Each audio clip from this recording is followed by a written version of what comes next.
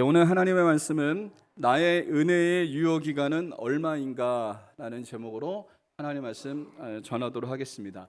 이제 우유나 이 식품이나 의약품을 보면 유효 기간이 써 있습니다. 뭐 다른 말로 얘기하면 유통 기한이 이렇게 써 있죠. 소비자들은 대부분 이 유효 기간을 보고 유효 기간이 임박했거나 지나면 이걸 사지 않습니다. 그 이유가 사지 않는 이유가 이 제품이 변질될 수도 있기 때문에 이것을 사지 않는 거죠. 그래서 유효기간이란 무엇이냐면 이런 정의가 있습니다. 제품 및 식품이 유통을 거쳐 소비자에게 전달된 후 소비자가 사용해도 문제가 없을 것으로 인정되는 최종 소비 기한, 이것을 바로 유효기간이다라고 이렇게 이야기합니다. 그러니까 유효기간이 이렇게 정해진 건 뭐냐면 제품의 신선도 때문에 이렇게 기간을 정해 놓은 거죠. 그러니까 여러분, 이것은 소비자들이 건강하게 하기 위해서 이렇게 이것을 정해놨다라고 이렇게 말을 할 수가 있습니다. 성경에도 보니까요, 하나님께서 유효 기간을 정해놓은 부분들이 있거든요. 그 부분들을 살펴보면 대표적인 부분이 분노에 대한 것을 하나님께서 유효 기간을 두셨습니다. 에베소서 4장 26절에 보면 이렇게 나옵니다. 같이 한번 읽어볼까요? 시작. 분을 내어도 죄를 짓지 말며 해가 지도록 분은 품지 말고, 이렇게 얘기합니다. 현대인의 성경에서는 이렇게 또 해석했습니다. 같이 한번 읽어보겠습니다. 시작. 화가 나더라도 죄를 짓지 말고 해가 지기 전에 곧 화를 푸십시오.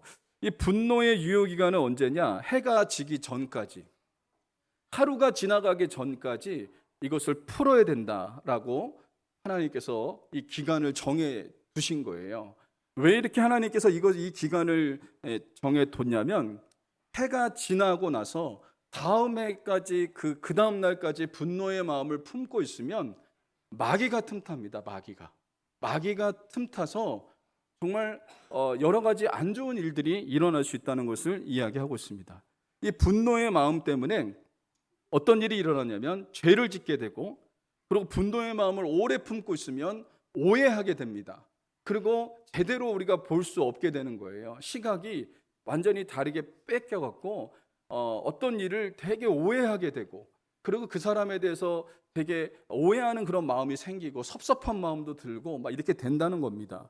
그러니까 여러분, 우리가 이 분노의 마음을 품으면 관계도 깨지게 되고, 분노의 마음을 품으면 건강도 좋지 않은 거예요. 그래서 하나님께서 분노의 마음을 어느 순간까지 정해놨냐면 해가 지기 전까지 이 분노의 마음을 풀어야 된다라고 하나님께서 말씀하셨습니다.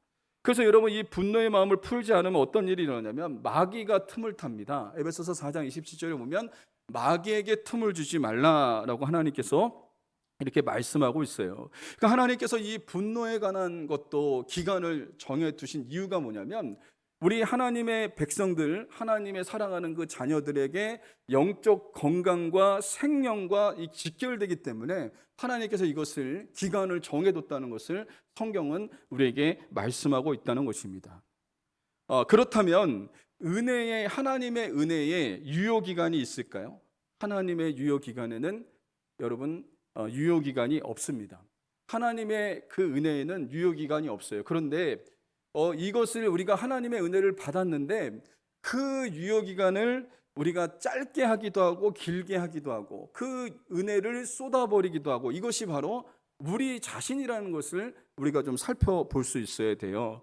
은혜라는 것을 우리가 좀 살펴보면 이 단어가 이렇게 얘기합니다. 헬라어로는 카리스, 히브리어는 헨, 그리고 영어로는 그레이스라고 합니다. 그래서 은혜라고 하는 그 말 뜻이 이런 뜻이 있어요. 값없이 주시는 하나님의 선물, 이렇게 우리가 말할 수 있습니다.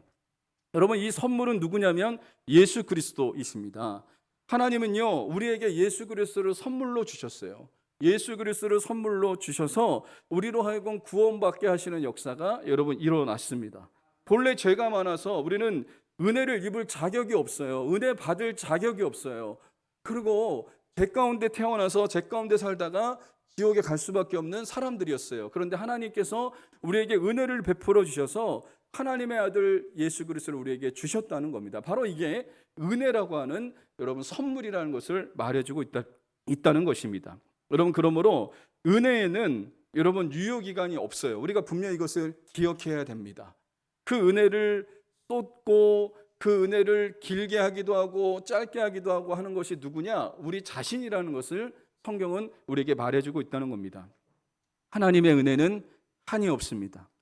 그래서 여러분 사도 바울은 하나님의 은혜를 이렇게 표현했거든요. 에베소서 3장 8절 같이 한번 읽어보겠습니다. 시작. 모든 성도 중에 지극히 작은 자보다 더 작은 나에게 이 은혜를 주신 것은 측량할 수 없는 그리스도의 풍성함을 이방인에게 전하게 하시고.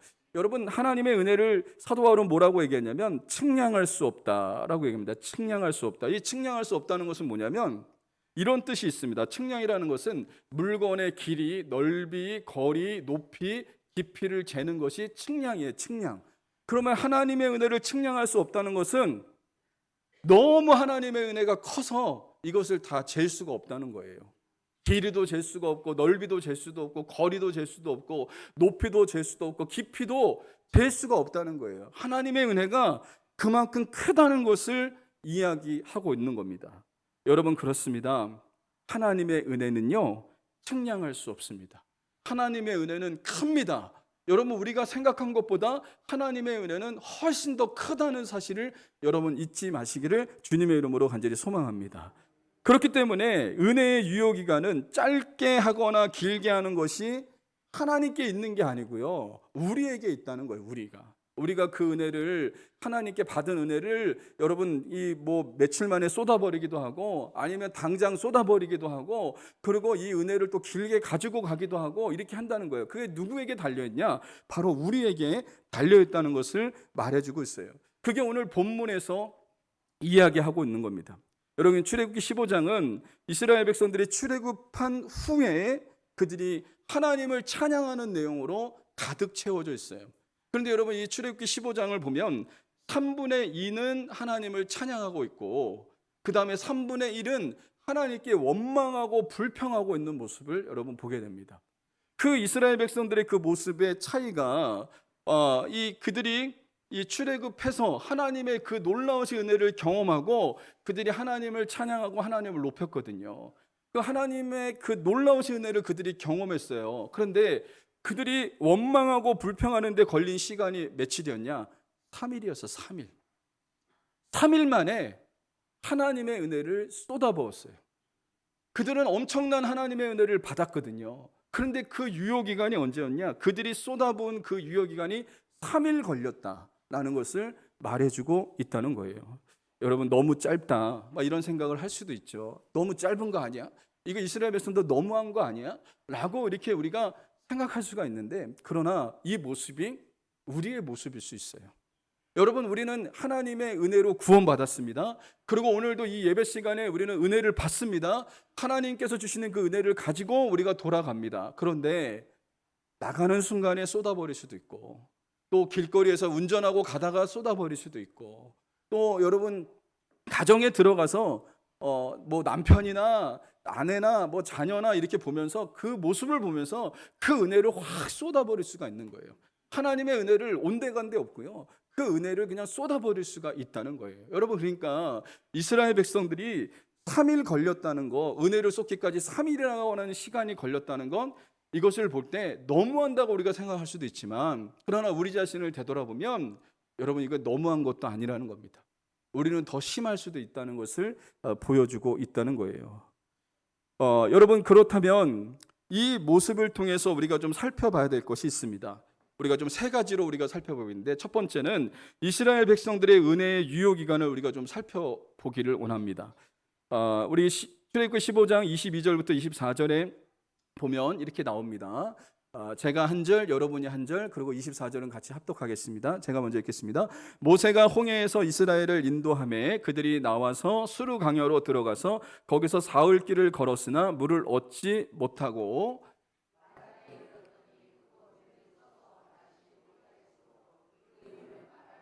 네, 같이 읽겠습니다. 백성이 모세에게 원망하여 이르되 우리가 무엇을 마실까 하매.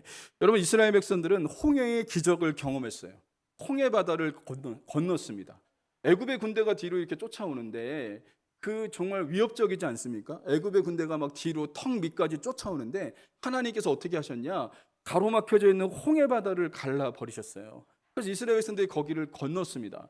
근데 여러분 이게 참 여러분 영화 같고 이게 실제 상황이지만 실제 상황이에요. 실제 상황. 여러분 한번 눈으로 한번 그려보세요. 그들이 홍해 바다를 다 건넜는데 그 뒤에는 턱 밑까지 애굽의 군대가 쫓아오고 있는 거예요. 그럼 어떻게 되는 겁니까?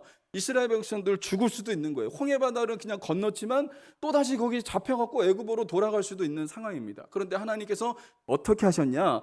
모세로 하여금 지팡이를 내밀어서 또 외치니까 그 바닷물이 갈라졌던 바닷물이 다시 덮이는 역사가 일어났어요.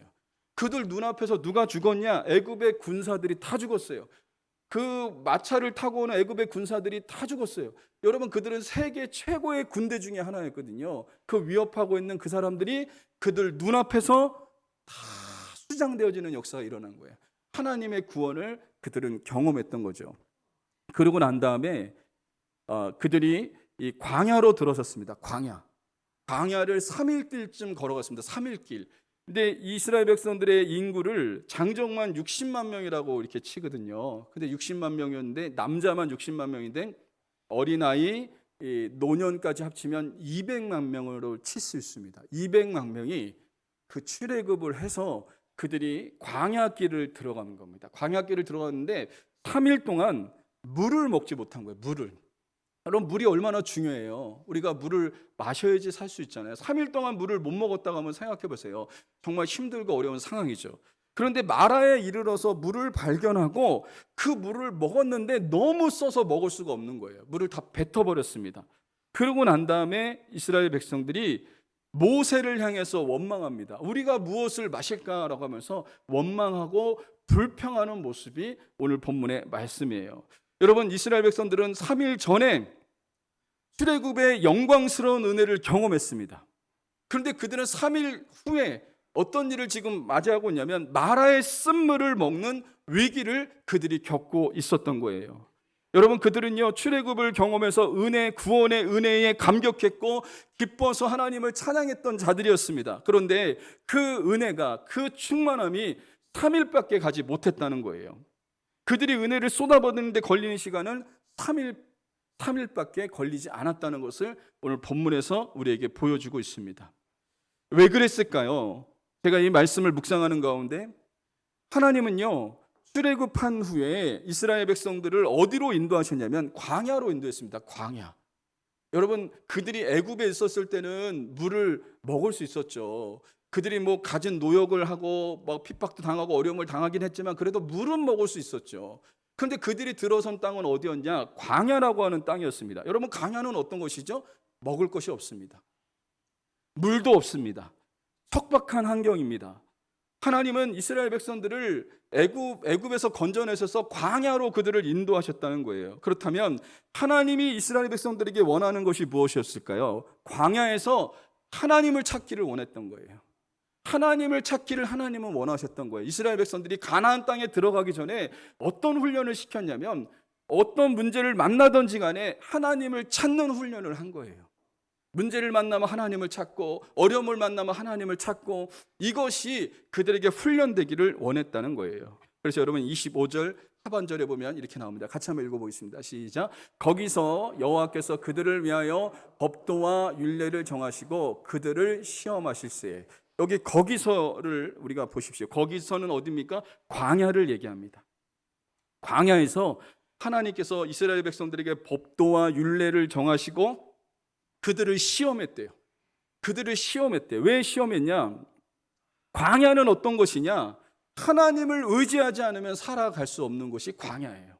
그러니까 이스라엘 백성들이 광야에서 하나님을 의지하기로, 하나님을 의지하는 자로 하나님께서 그들이 하나님을 의지하기를 하나님께서 원하셨다는 거예요. 그래서 여러분 하나님은 광야에서 이스라엘 백성들이 하나님을 의지하기를 원했다는 것을 말해주고 있다는 것입니다. 여러분 이스라엘 백성들은 출애굽의 영광을 경험했지만 광야에서 하나님을 의지하지 않았다는 거예요. 하나님을 찾지 않았다는 거예요. 여러분 출애굽하게 하신 분이 누굽니까? 하나님이시잖아요. 홍해를 가르신 분도 하나님이시고 애굽에서 10가지 재앙을 내리신 분도 하나님이시고 그들은 하나님의 기적을 놀랍도록 많이 봤습니다. 그런데 그들은요 문제를 만나자마자 어떻게 됐습니까? 다시 옛날로 돌아간 거예요. 옛 성품으로 원망하고 불평하고 짜증내는 거로 돌아갔습니다. 하나님을 찾지 않아요. 그래서 그들이 3일 만에 그 은혜를 쏟아 부어버리는 그런 일들이 일어났던 거예요. 그렇다면 모세의 은혜의 유효기간은 어떨까요? 여러분, 모세와 이스라엘 백성은 광야에서 같은 사건을 만났습니다. 그들은 3일 사이에 출애굽의 은혜도 경험했고 마라의 쓴물도 함께 경험했습니다. 같은 사건을 그들은 경험했지만 서로 다른 반응을 보이고 있다는 거죠. 여러분, 모세는 광야에 없었고 그냥 최고급 호텔에 있었습니까? 그렇지 않습니다. 광야에서 똑같이 그들과 똑같은 시험을 당하고 똑같은 문제를 만나고 똑같은 어려움을 당했던 것이 바로 모세였어요. 그런데 여러분, 서로 다른 그런 반응을 보이고 있는 거예요. 광야에서 문제를 만났을 때 이스라엘 백성들은 옛 습관으로 돌아갔지만, 원망하고 불평했지만, 모세는 어떻게 했습니까? 마라의 쓴물 앞에서 하나님 앞에 기도했다는 겁니다. 여러분, 25절 보시기 바랍니다. 같이 한번 읽어보겠습니다. 시작. 모세가 여호와께 부르짖었더니 여호와께서 그에게 한 나무를 가리키시니 그가 물에 던지니 물이 달게 되었더라. 여러분, 모세는 마라의 쓴물을 만났을 때, 문제를 만났을 때 그는 하나님께 기도했습니다. 그가 하나님 앞에 기도했다는 것은 뭐죠? 광야의 한복판에서 하나님을 의지했다는 것을 보여주고 있습니다. 모세는 광야의 한복판에서 문제를 만났을 때 그 하나님을 의지함으로 그가 받은 은혜를 유지할 수 있었고 하나님의 은혜 가운데 살아갈 수 있었다는 것을 보여주고 있습니다. 여러분, 이게 너무나 중요한 포인트입니다. 너무나 중요한 포인트라는 사실을 여러분 잊지 마시기 바랍니다. 여러분뿐만 아니라 모세는 광야에서 40년 세월을 지나면서 하나님을 철저히 의지하는 삶을 살았던 것이 바로 모세였던 것을 여러분 보게 돼요. 여러분, 광야 40년 동안 무슨 일이 없었겠어요? 여러분의 인생, 여러분 저도 50 넘었는데 50 넘는 인생 동안 제 인생에 무슨 일이 없었겠습니까? 여러분, 제 인생, 여러분의 인생이 뭐 30살이고 여러분이 50살이고 60살이고 뭐 80세시고 그러면 여러분의 인생 가운데 무슨 일이 없었겠어요?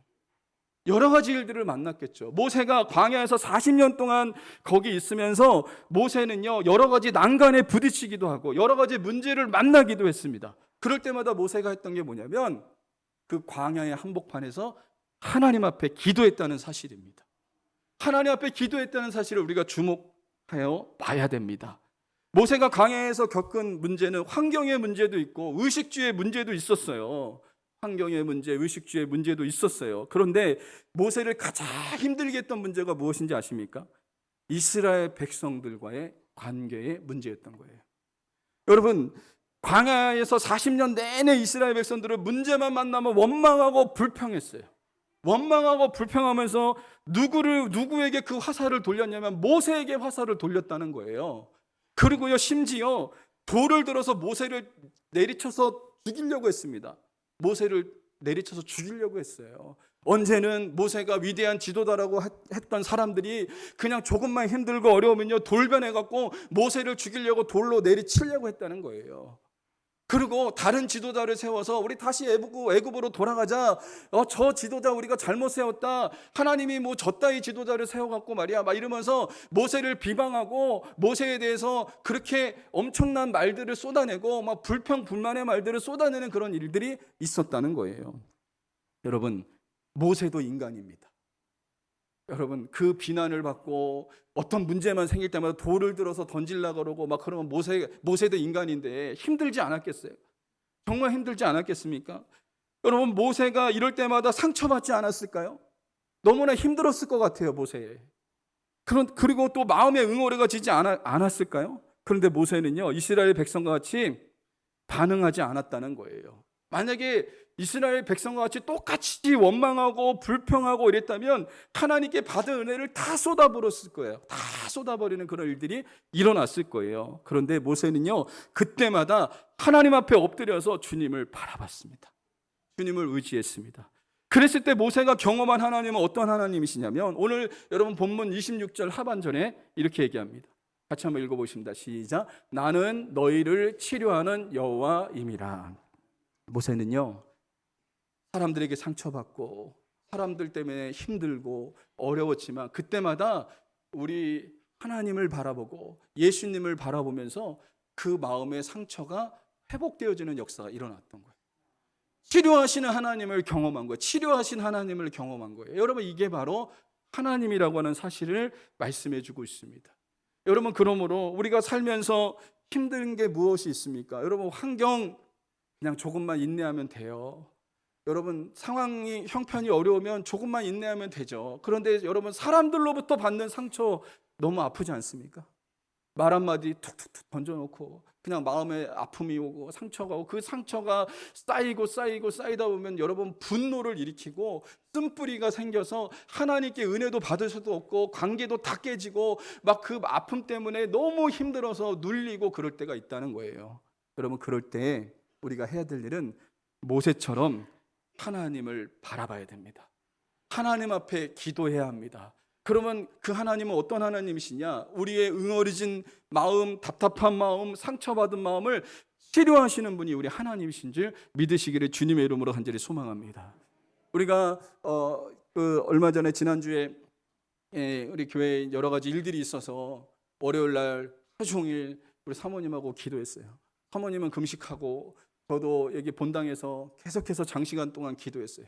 아침부터 계속해서 기도하고 하나님 앞에 간구하면서 우리 사모님이 그런 얘기를 해요. 저에게도 하나님께서 새벽에 말씀을 주시고 여러 가지 시험을 만나거든 기쁘게 여겨라, 주님이 그렇게 말씀하셨고, 또 우리 사모님에게도 하나님이 말씀을 주셨는데 사도 바울의 말씀을 주셔서 사도 바울이 정말 선한 일하고 복음 증거하다가 감옥에 갇히는 그런 일이 일어났잖아요. 그런데도 사도 바울은 거기서 기뻐하셨잖아요. 기뻐했잖아요. 그리고 주님이 결론적으로 사모님이 이렇게 얘기하는 겁니다. 십자가를 바라보게 하셨다는 거예요. 십자가를 바라보게 하시니까 내 마음이 녹아지더라는 거예요. 여러분, 그렇습니다. 살아가면서 우리가 상처 안 받을 수 있나요? 상처 받을 수밖에 없어요. 여러분, 환경이 그래요. 지금 이 세상이 그래요. 우리가 선을 베풀었는데 그 선이 상처로 돌아올 때가 있고, 내가 선을 베풀었는데 그 사람들에게 상처로 되는 말을 들을 수도 있고, 여러 가지 내가 주님의 일을 한다고 했는데도 불구하고 결과는 정말 하나님이 원하시는 그 결과가 주어지지 않고 내가 원하는 그 결과도 주어지지 않을 때가 여러분 있다는 거예요. 여러분, 그럴 때마다 우리가 해야 되는 일은 뭡니까? 십자가를 바라봐야 돼요. 예수 그리스도의 십자가를 바라봐야 돼요. 그러면 어떤 역사가 일어나냐?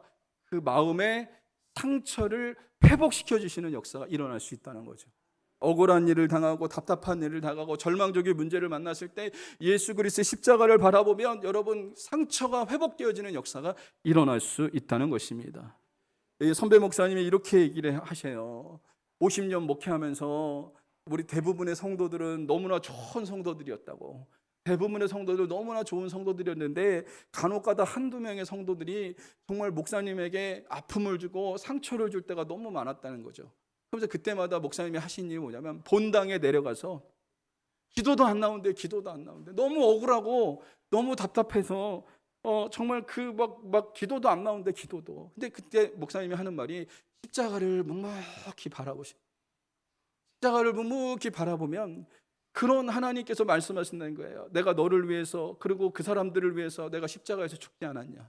나는 십자가에서 죽었다. 그리고 십자가에 매달리면서 사람들이 나를 조롱하고 나를 핍박하고 나를 모욕하고 했지만 그래도 나는 그들을 사랑하는 마음으로 십자가를 졌다라고 주님이 말씀하시는 거예요. 그러면 이분이 하는 말이 그 예수님의 십자가를 보면서 자기는 아무것도 아니에요. 예수님이 그 십자가에 죽으신 사건에 의하면 자기가 받은 상처는 아무것도 아니에요. 그 십자가를 바라보면서 그 마음의 상처가 회복되어지는 거예요. 회복. 그래서 그 회복된 그 마음을 가지고 또다시 목회하는 거죠. 또다시 성도들을 신방하고 또 성도들을 사랑으로 대하고 그렇게 하면서 50년의 세월을 목회하셨다라고 얘기를 하더라고요. 여러분, 모세를 보십시오. 모세가 광야 40년 동안 그가 한 일이 뭡니까? 어려움을 당할 때마다 하나님 앞에 엎드렸습니다. 그리고 상처받는 일들을 경험할 때마다 주님을 바라봤습니다. 그랬더니 그는 어떤 하나님을 경험했습니까? 치료하시는 하나님을 경험한 거예요. 여러분, 저와 여러분들도 마찬가지입니다. 우리가 이 광야 같은 세상을 살아갈 때 우리가 어떻게 살아가야 되겠습니까? 그 광야의 세상을 살아갈 때, 이 광야 같은 척박한 이 세상을 살아갈 때 우리가 해야 될 일은 모세와 같이 하나님을 의지하는 겁니다. 그럴 때 하나님 은혜 가운데 승리하는 역사가 일어날 줄 믿습니다. 그렇다면 마지막 세 번째로 나의 은혜의 유효기간은 얼마일까요? 하나님은 모세와 이스라엘 백성들의 이야기를 통해서 우리가 누구를 본받아야 되는지를 분명히 우리에게 말씀해 주셨습니다. 우리는 마귀의 종이었고요, 죄의 종으로 살다가 지옥 가야 됐습니다. 그런데 예수님께서 우리의 죄를 지고 십자가에 죽으심으로 구원의 길을 열어 놓아 주셨습니다. 우리가 예수님을 믿음으로 우리는 어떻게 됐습니까? 죄의 종에서 의의 종으로 바뀌었고요, 마귀의 자녀에서 하나님의 자녀로 바뀌어지는 놀라운 역사가 여러분 일어났습니다. 이게 바로 하나님의 은혜예요. 하나님의 구원의 은혜예요. 여러분, 이 구원의 은혜, 여러분 이 은혜를 어떻게 우리가 표현할 수 있겠습니까? 엄청난 은혜죠. 갚을 수 없는 은혜죠. 정말 한없는 은혜죠. 측량할 수 없는 은혜를 우리가 받았다는 거예요. 그렇다면 우리가 이 큰 은혜를 입었지만 이스라엘 백성들이 광야에서 살았던 것처럼 우리는 이 광야 같은 세상에서 산다는 거예요. 천국 가는 순간까지, 우리가 하나님이 우리를 부르시는 순간까지 우리가 살아가는 세상은 어디냐? 광야입니다. 광야에서 우리가 살아갑니다. 우리가 이 광야 같은 세상에서 살아갈 때 우리는 어떤 문제를 만납니까? 여러 가지 문제를 만나는 거예요. 여러 가지 문제. 그래서 예수님의 동생 야고보가 야고보서에서 이렇게 얘기했습니다. 내 형제들아, 너희가 여러 가지 시험을 만나거든 온전히 기쁘게 여기라, 이렇게 얘기한 거예요. 여러분, 우리가 지금 살면서, 여러분 인생을 살면서 여러 가지 문제를 만나셨잖아요. 여러 가지 문제. 하나님의 은혜, 하나님의 그 놀라우신 그 축복의 은혜도 경험했지만 여러 가지 고난도 만나고 어려움도 만나고 내가 생각지도 못한 문제들을 우리가 만나기도 했다는 거예요. 여러분, 그 문제들을 만날 때마다 당황스럽지 않겠습니까? 생각지 못한 문제를 만났을 때 당황스러운 거죠. 내가 정말 생각지도 못한 문제를 만났을 때 인간의 한계에 부딪히는 거예요. 여러분, 우리가 문제를 만나면 우리가 어떻습니까? 한계에 부딪힙니다. 야, 정말 나는 아무것도 아니구나. 내가 이 문제를 해결할 수 있는 것은 아무것도 없구나 라고 하면서 한계점에 부딪힐 때가 여러분 있다는 겁니다. 이럴 때 우리가 하나님의 은혜로 살아가려면 어떻게 해야 될까요? 모세와 같이 이 광야 같은 세상에서 하나님 앞에 기도하셔야 됩니다. 문제를 만날 때, 어려움을 만날 때, 하나님 앞에 기도할 때 여러분 하나님의 은혜로 우리가 살아갈 수 있다는 것을 말씀해 주고 있다는 거예요. 여러분, 나의 은혜의 유효기간은 얼마입니까? 여러분 생각해 보셨습니까? 하나님이 주신 은혜는 너무나 큽니다. 그런데 그 큰 은혜를 받고 내가 살아가면서 때로는 그 은혜를 쏟아버릴 때도 있고, 그 은혜를 그냥 내가 또 길게 가져갈 때도 있고, 또 때로는 그 은혜를 또 하나님의 은혜 가운데 또 살아갈 때도 있고, 막 그럴 때도 있다는 거예요. 그런데 여러분 분명히 기억해야 될 것은 하나님은 변함이 없어요. 하나님의 은혜는 변함이 없어요. 그 하나님의 은혜는 영원합니다. 그러니까 여러분, 우리가 분명히 기억해야 될 것은 내가 이랬다 저랬다 하는 거지, 내가 하나님의 은혜를 쏟았다가, 내가 하나님의 은혜를 짧게 했다가, 하나님의 은혜를 길게 했다가 이렇게 하는 거지, 하나님의 은혜는요 한량이 없어요. 여러분, 이것을 기억하셔야 돼요. 하나님이 내게 주신 은혜는 한량이 없고, 하나님이 내게 주신 은혜는 변함이 없고 영원토록, 여러분 주님이 우리에게 은혜를 주신다고 하는 사실을 잊지 마시기를 주님의 이름으로 간절히 소망합니다. 여러분, 구원의 은혜를 받으면 내가 하나님의 은혜 가운데 살아가야 되겠다라고 하는 그런 마음이 있잖아요. 그런데 때로는 내가 이 은혜를 잃어버리고 살아갈 때도 있다는 거예요. 그리고 내가 직분을 받으면 우리가 그런 마음 품지 않습니까? 내가 정말 주님을 위해서 정말 최선을 다해서 충성을 다해서 살아야 되겠다, 이렇게 우리가 생각할 때가 있잖아요. 저도 목사 안수 받을 때 정말 나 같은 사람에게 목사 안수를 받고 정말 하나님의 은혜가 은혜 중 은혜다 막 이렇게 생각을 했어요. 근데 여러분, 그게 몇 년을 갔을 것 같습니까? 목사 안수 받을 때 했던 그 다짐, 그 하나님의 은혜 얼마나 갔을 것 같아요? 몇 개월 못 가더라고요. 몇 개월 못 가더라고요. 여러분, 그랬다는 거예요. 여러분, 그러니까 이 직분이 주는 그 은혜, 그게 남다르게 각오하고 남다르게 우리가 임하기도 하지만, 그렇게 살겠다고 각오도 하지만 그 은혜의 각오가 얼마 가지 못할 때도 있다는 것을 여러분 살펴볼 수가 있다는 겁니다. 그렇다면 하나님께서 내게 주신 은혜를 유지하려면 어떻게 해야 될까요? 또 우리가 살아가면서 은혜를 쏟기도 하는데 그 쏟은 은혜를 다시 회복하려면 어떻게 해야 될까요? 여러분, 제가 세 가지로 말씀드리겠습니다. 첫 번째는 날마다 여러분 기도하는 자가 되어야 됩니다. 날마다 기도해야 됩니다. 여러분 같이 한번 읽어볼까요? 골로새서 4장 2절 시작. 기도를 계속하고 기도에 감사함으로 깨어 있으라. 여러분 이스라엘 백성들은 원망과 불평이 습관이 됐고 모세는 기도가 습관이 된 사람이에요. 모세는 문제만 만나면 엎드렸어요. 이스라엘 백성들은 문제만 만나면 원망하고 불평하고 짜증내는 것이 그들에게는 습관이었던 것을 여러분 보게 됩니다. 기도는 하나님의 은혜의 통로고요. 기도는요 하나님과 연결되는 거고요. 기도하면 하나님의 은혜로 충만해지는 역사가 여러분 일어날 수 있습니다. 사도행전에 보면 초대교회 성도들을 보면요 오순절 마가다락방에서 그들은 성령 충만함을 120명이 받았습니다. 근데 그 성령 충만함이 주님 나라 갈 때까지 계속 충만했으면 얼마나 좋을까요? 주님 나라 갈 때까지 성령 충만함이 계속했으면 얼마나 좋을까요? 그런데 여러분 초대교회 성도들을 보면요 세상의 저항이 만만치 않았다는 거예요. 그들을 핍박하고 그들을 괴롭히고 그들을 위협하는 일들이 끊임없이 일어났다는 거예요. 그러면요 그들이 하나님의 성령으로 충만했다가 아직 코가 빠져갖고 다시 돌아오고, 코가 빠져서 돌아와서 내가 정말 하나님 일 못할 것 같아, 정말 이러면 내가 못 살 것 같아, 이런 마음으로 코가 빠져서 돌아오다가 다시 그들이 모여서 기도하면 어떤 역사가 일어났죠? 다시 성령의 충만함이 부어진 거예요. 다시 성령의 충만함이 부어지는 역사가 일어났던 것을 여러분 살펴볼 수가 있다는 겁니다. 그렇다면 우리가 하나님의 은혜로 충만해지려면 어떻게 됩니까? 날마다 기도하는 자가 돼요. 날마다 주님 은혜 가운데 기도하는 자가 될 때 하나님의 은혜로 살아갈 수 있다는 것을 말씀해 주고 있다는 거예요. 두 번째는 예배의 지경을 넓혀야 합니다. 예배는 하나님을 바라보는 것이고, 예배는 세상에 살면서 흐려진 초점을 다시 잡는 거예요. 흐려진 초점. 여러분 군대 가면 0점 사격 하죠. 0점 사격. 0점 사격은 뭐냐면 그 사격을 0점을 맞춰갖고 총을 쏠 때 제대로 맞히는 거 아닙니까? 여러분 우리가 세상에 살다 보면 이 시각이 흐려져요. 시각이 세상에 살면서 세상이 진리인 것 같고, 세상에 그 사람이 살아가는 게 부럽기도 하고, 아파트 평수 넓은 데 사는 사람 보면 막 부럽기도 하고 그리고 세상에 살다 보면 초점이 흐려져요. 그런데 예배 때 오면요 다시 초점이 잡히는 거예요. 아, 예수 믿는 게 축복이지, 주님의 은혜 가운데 살아가는 게 축복이지, 그러면서 다시 영적인 초점이 맞춰지는 역사가 일어나는데 그때가 언제냐면 예배입니다. 예배는 사막의 오아시스와 같습니다. 한번 따라해 보겠습니다. 예배는 사막의 오아시스다. 여러분 우리가 이 광야를 살아갈 때 물을 마셔야 되나요? 영적인 물을 마셔야 되잖아요. 그 영적인 물을 어디서 마실 수 있냐? 예배를 통해서 마실 수가 있다는 거예요. 예배는 오아시스와 같습니다. 하나님께서 은혜를 쏟아부어 주시는 시간입니다. 하나님께서 내게 축복해 주신 시간이 예배라고 하는 시간이에요. 그래서 여러분 분명히 기억해야 될 것은 예배 때 나오면 어떤 역사가 일어나냐면 예수님의 십자가의 사랑과 예수님의 부활과 하나님의 사랑에 대해서 다시 기억하는 역사가 일어나는 겁니다. 여러분 우리가 바쁘게 살다 보면 잊어버리고 살아가요.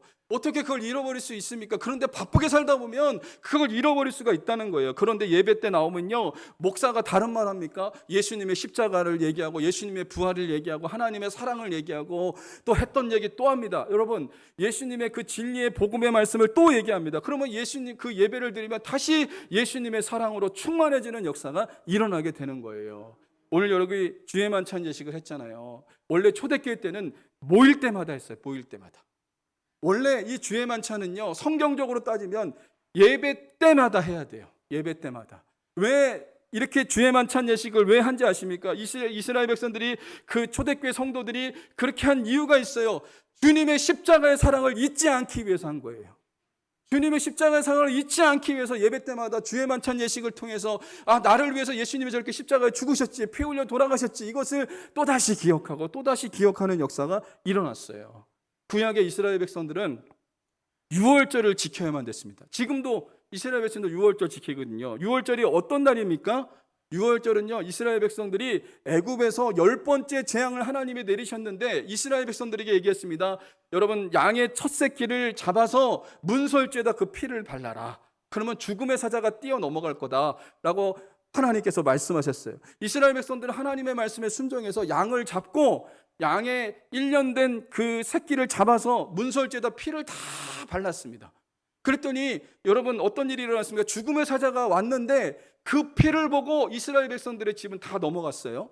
이게 바로 패스오브입니다. 유월절입니다. 그런데 애굽의 백성들은 어떻게 됐냐면 피를 바르지 않았잖아요. 그 백성들의 집에 들어가서 장자를 다 쳐 죽였어요.